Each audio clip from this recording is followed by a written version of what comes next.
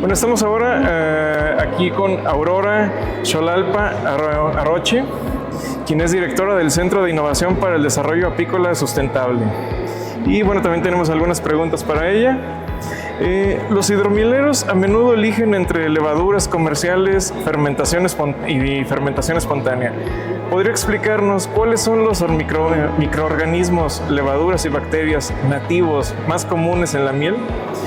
¿Y cómo influyen y compiten con las levaduras comerciales de una fermentación controlada? Bueno, es una pregunta muy interesante. Tenemos varias bebidas importantes vinculadas como la hidromiel, el balché o varias bebidas que se han reconocido a nivel internacional y obviamente en México. Hay bacterias propiamente que hemos identificado fuertemente en Lactobacillus, Fructibacillus, que se encuentran de manera natural en las mieles. Hay muchos estudios que están buscando que más bien los productos fermentativos que se hacen de la hidromiel o de otras bebidas tradicionales que se emplean reduzcan el uso o la aplicación de levaduras comerciales. Las levaduras comerciales a veces provienen de otros tipos de matrices u otros organismos. Entonces, no es necesariamente que no puedan ser útiles. Hay algunos estudios que hablan de levaduras, de muchos tipos de levaduras que se encuentran de manera natural en los productos fermentativos, pero creemos firmemente que la reducción o el uso de algunas levaduras o bacterias que se encuentran dentro de las mieles influyen fuertemente en el pH.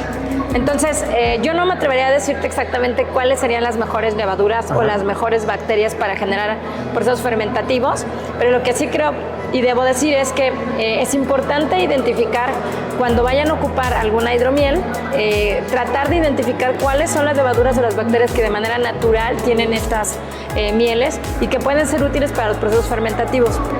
Un dato importante que nos va a ayudar generalmente va a ser el pH de las mieles. Nosotros tenemos en México mieles muy diversas. La mayoría de las mieles tienen un pH de 3.4, 3.5, 4, o sea, son realmente mieles ácidas, ¿no? Pero hay algunas otras mieles que pueden ser muy alcalinas. No se les puede dar, por ejemplo, como las mieles de aguacate, que pueden tener pHs de 5, de 6. Y eso quiere decir que las bacterias que van a desarrollarse ahí van a ser distintas. Entonces, pues no quiero decir cuáles son las bacterias o las levaduras exactamente, pero esto va a variar dependiendo del tipo de elaboración de la miel. Y las levaduras comerciales, bueno, pues pueden ser muy útiles, pero son levaduras que han sido estabilizadas bajo pHs o características metodológicas estándares que pues van a ayudar a la fermentación, pero no van a ser propias de la flora de la miel, ¿no? Seguimos con, más allá de la fermentación, ¿puede el microbioma de la miel servir como un indicador de su origen o digamos el terroir? ¿Qué revelan los estudios recientes sobre cómo la floración bacteriana y fúngica de las colmenas se correlaciona con la miel, permitiendo a un hidromielero seleccionar mieles con un perfil único? Bueno, algo súper importante primero es que las bacterias, el microbioma, es decir, bacterias, hongos, levaduras y otro tipo de microorganismos que están en la miel no son exactamente iguales a las que tenemos en los tractos gastrointestinales de las abejas. Entonces, por un lado, eso es muy importante y hay que mencionarlo. El hecho de que las abejas tengan una microbiota dentro del intestino es una característica que permite que esas abejas se encuentren en una condición sanitaria idónea, que propiamente van a ser alimentadas por otro grupo de bacterias que puede provenir del polen o de la miel que las abejas producen o que colectan o que van a ir desarrollando conforme el proceso natural de vida y reproducción de las abejas. En el caso de las mieles, las abejas toman con la probóscide o con su lengua el néctar de las flores y lo transmiten a diferentes tipos de abejas, o sea, lo van pasando a varias abejas y le van agregando cierta característica de microbiota, es decir, bacterias, hongos, protozoarios, diversos tipos de microorganismos que van a estar dentro de estas mieles, y eso hace que estas mieles pues tengan características muy particulares. Hoy en día hay diversos estudios, ¿no? Hay estudios que nos permiten detectar exclusivamente qué bacterias son las que hay. Esto es una manera de secuenciar el ADN de estas bacterias, yendo solamente a buscar un gen que nos permite ver las bacterias, o hay otros esquemas diferentes para hacer el reconocimiento de todos estos organismos que tienen que ver, por ejemplo, con una técnica que se llama shotgun, que es una secuenciación masiva. Es decir, podemos reconocer todos los microorganismos que están dentro de las mieles. Esto es muy importante y muy valioso porque son microbiotas distintas, las que tiene la abeja en el intestino, las que podemos encontrar en las mieles y las que las abejas van a utilizar para poder, digamos, traer de una manera predigerida el alimento dentro de su tracto gastrointestinal. Entonces, para este caso y esta función, los apicultores tienen que poner mucha atención en conservar la microbiota natural de las abejas, bajo términos de reconocer los ecosistemas donde las van a someter para que ellas vayan pues a colectar néctar, colectar polen, ¿no? Y eso va a variar. Y a la par, cuando los productores colecten sus mieles, también van a tener que aprender a reconocer la diversidad. Los procesos fermentativos son distintos en los diferentes tipos de mieles. Nunca vamos a tener una fermentación igual en una miel de mezquite, que en una miel de aguacate, que en una miel multiflora, ¿no? Y esto tiene que ver porque provienen de diferentes flores y de diferentes ecosistemas. La calidad de la miel es fundamental. ¿De qué manera las prácticas de cosecha y el manejo post cosecha por parte del apicultor puede alterar el microbioma de la miel? ¿Qué recomendaciones daría para preservar la integridad microbiana de la miel para su uso en un hidromiel? Bueno, la inocuidad es algo diferente de la calidad. La inocuidad implica que nosotros podamos asegurar que el alimento que vamos a ofrecer a un consumidor no le cause un daño. Por tanto, el apicultor tiene varias misiones importantes en la vida, ¿no? Una de esas es cuidar y conservar sus abejas desde las prácticas productivas en el campo, que tiene que ver con la no aplicación de productos químicos que puedan generar una resistencia antimicrobiana de aquellos patógenos que pueden aparecer dentro de la colonia o residuos de productos químicos que puedan adicionarse a la miel. Es decir, hay algunos productos químicos que el apicultor por sí mismo pone para controlar enfermedades que si no tiene el cuidado adecuado se pueden quedar permanentemente en la cera o en el material donde el apicultor está trabajando. También, si él coloca sus abejas cercanas a donde hay productos de aplicación químicos, por ejemplo plaguicidas, acaricidas, insecticidas, pues también esos productos pueden quedarse en la cera. ¿Por qué en la cera? Porque casi todos estos productos son liposolubles, es decir, están enamorados de aquellos productos que vienen o que están derivados de aceites, de grasas. Y luego entonces las abejas depositan la miel o el néctar ya con muchos componentes biológicos en la cera.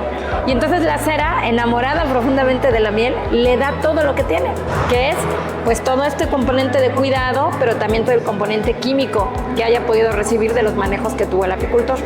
Por tanto, las prácticas de inocuidad o buenas prácticas de producción en campo son prioritarias, porque aunque nosotros tengamos una miel cosechada en las más óptimas condiciones, con cubrebocas, cofia, lavado de manos, higiene del personal, si no cuidamos desde campo esta conservación de que no haya antibióticos, de que no haya plaguicidas, acaricidas, eso no lo vamos a poder eliminar en la siguiente etapa.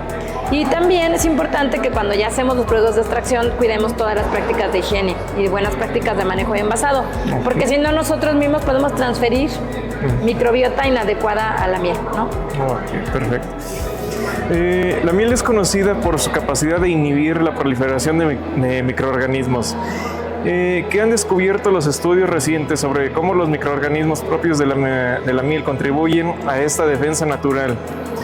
¿Cómo puede este conocimiento ayudar a los productores de hidromiel a garantizar la estabilidad y la vida útil de su producto? Bueno, esa es una pregunta maravillosa y que tiene muchas respuestas, ¿no? Por un lado, los organismos que están dentro de las mieles hoy están siendo muy estudiados, no solo las bacterias, ¿no? Las bacterias, las levaduras, los hongos, que pueden efectivamente, como he venido comentando, tener ciertas prácticas de metabolismo de muchos productos que pueden beneficiar la generación de algunos compuestos útiles para el humano. Por ejemplo, hay algunas bacterias que se han estudiado en mieles de abejas nativas o en mieles de abejas europeas que se ha encontrado que contienen algunos genes que pueden ser productores de antibióticos. Entonces esto puede ser una manera estratégica para la cual podamos beneficiar la salud del humano. Pero también hay que reconocer que muchas de las propiedades que tienen las mieles como antimicrobianos o antioxidantes no necesariamente provienen directamente de las bacterias o de los hongos o las levaduras, sino que pueden provenir directamente de las plantas de donde fue colectada el néctar que después será una miel. Entonces, todo el compuesto en conjunto de antioxidación, antimicrobianos y otros procesos fermentativos tienen que ver con la salud del hombre, pero también tienen que ver con los lugares o los espacios donde el apicultor lleva sus colonias para obtener el néctar. Entonces hay mieles súper importantes, por ejemplo la miel de Manuka en el mundo, que es una miel súper importante, súper reconocida, que tiene su origen y su trascendencia en el enfoque de la salud humana, porque proviene de una planta llamada Manuka, que por sí misma tiene un efecto muy importante desde los procesos antioxidantes. Y entonces tiene compuestos prioritarios que ayudan a la conservación de la salud del hombre. Entonces, insisto, estos beneficios para la salud del hombre pueden venir del origen botánico o del origen microbiológico, ¿no? Y esto debe saberlo también el procesador de la miel en términos de las hidromieles, porque efectivamente esta diversidad bacteriana tiene mucho que ver con la estabilidad.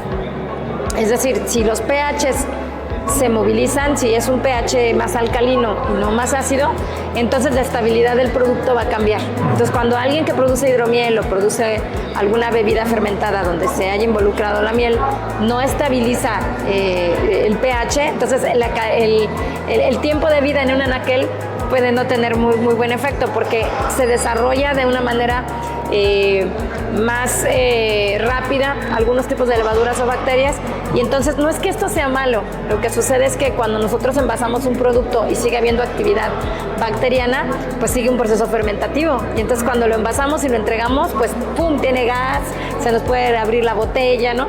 Entonces explotar. Exacto, se nos puede explotar también, pero no es porque el producto no tenga buena calidad, o el producto no sea inocuo, o el producto tenga un proceso de falta de madurez. Lo que sucede es que tenemos que hacer un estudio, cada producto que hagamos de fermentados, tenemos que lograr estabilizarlo. Y esto pues lleva una serie de estudios por producto que nos permite estabilizarlo, inclusive si hacemos cambios de alturas. Hay productos que los vendemos en un lugar y están muy estables y de repente los llevamos a una zona de nivel del mar y ¡puf!, se destapan, ¿no? Entonces es muy importante estudiar la diversidad bacteriana, la diversidad de levaduras, el origen botánico, y entonces ahí decidir cómo vamos a estabilizar nuestro producto. Maravilloso. ¿Existen microorganismos en la miel o el tracto digestivo de las abejas que, al ser preservados en el hidromiel, podrían conferirle propiedades probióticas o un valor funcional? ¿Cómo puede un hidromielero utilizar esta información para crear una narrativa de marca más sólida? Bueno, la realidad es que los científicos estamos tratando de que eso pase, ¿no?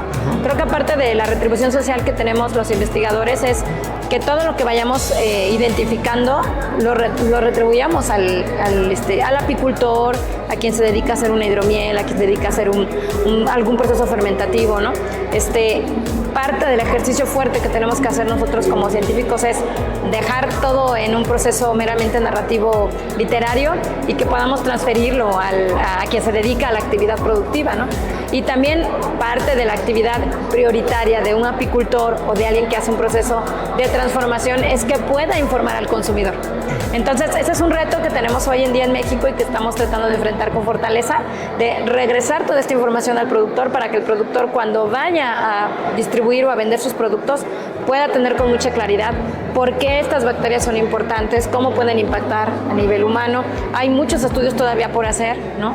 ¿Son probióticos? Sí, son probióticos, pero como vieron también en muchas de las conferencias o de los eventos que hablamos de probióticos, pues hay muchos otros compuestos involucrados dentro del mecanismo, ¿no?, de los metabolitos, ¿no? Entonces, lo importante de estos probióticos es que, si nos damos cuenta, estamos reconociendo hongos, bacterias, levaduras y otros organismos que pueden ser útiles para la conservación de las diversidades bacterianas nativas en los tractos gastrointestinales. Entonces, así como en las abejas hay una información tan trascendental que de la diversidad bacteriana o microbiológica que está en el intestino impacta en los sistemas de comunicación, impacta en los sistemas olfativos, en el sistema nervioso, en todos los conglomerados de reproducción y procesos de desarrollo de la colonia, pasa lo mismo en el humano. Los sistemas alimentarios hoy están teniendo un impacto altísimo en relación a cómo lo que consumes puede beneficiar o reducir tu calidad de vida dependiendo de los hábitos alimentarios que tienes. Entonces, yo creo que algo importante y un compromiso que tendremos que hacer tanto los científicos como los productores de hidromiel, como los productores de miel, es informarnos y comunicar la trascendencia de estos microorganismos en la vida cotidiana del hombre. Perfecto. Y bueno, ya para terminar, ¿tú has elaborado en algún momento hidromiel o has probado hidromiel? Sí, fíjense que hace una semana atrás nosotros empezamos con un estudio porque queremos estudiar el balché. Pero el balché es una bebida tradicional de los pueblos mayas y entonces acudimos a visitar cómo era el proceso de la aplicación de las mieles. Por el momento, varios de los procesos que hemos estado estudiando aparentemente no desarrollan un nivel de fermentación cotidiano o alternativo. También hemos hecho hidromieles, pero efectivamente en la mayoría de los casos las hidromieles que hoy en día se desarrollan utilizan cultivos de levaduras ya estandarizados, ¿no? Entonces uno de los retos que nosotros tenemos y que estamos ahora impulsando es identificar las bebidas tradicionales, cuál era el origen y los mecanismos tradicionales bajo los cuales las trabajaban para poder aislar algunas de las levaduras que de manera natural generan esa fermentación y obviamente hay que medir por tiempos cómo se desarrollan, cuándo crecen, cuándo se estabilizan y cuáles son las condiciones adecuadas para su desarrollo. Una vez que nosotros podamos hacer estos procesos, podríamos entonces trabajar en el cultivo de estas levaduras, ¿no? Lo que sí es súper importante es que reconozcamos que estas levaduras o estos microorganismos, que no necesariamente pueden ser solo levaduras, generalmente provienen de los orígenes de donde obtenemos el recurso para hacer la bebida. Entonces, ¿qué quiere decir? Que si nosotros buscamos algún microorganismo que nos ayude a hacer una hidromiel de manera natural, sin incluir levaduras o otros organismos que han sido de manera previa sintetizados o estabilizados, necesitamos estudiar de manera inicial esa miel para reconocer cuáles de esos microorganismos tienen esa capacidad fermentativa. Estamos en eso, estamos trabajando en eso. Sí, es un arduo trabajo, ¿no? Sí. Supongo. Sí. Bueno, pues muchas gracias. No hay de qué, gracias y, a ustedes. Pues ya saben, tomen en cuenta esta valiosa información y pues a estudiar. Gracias.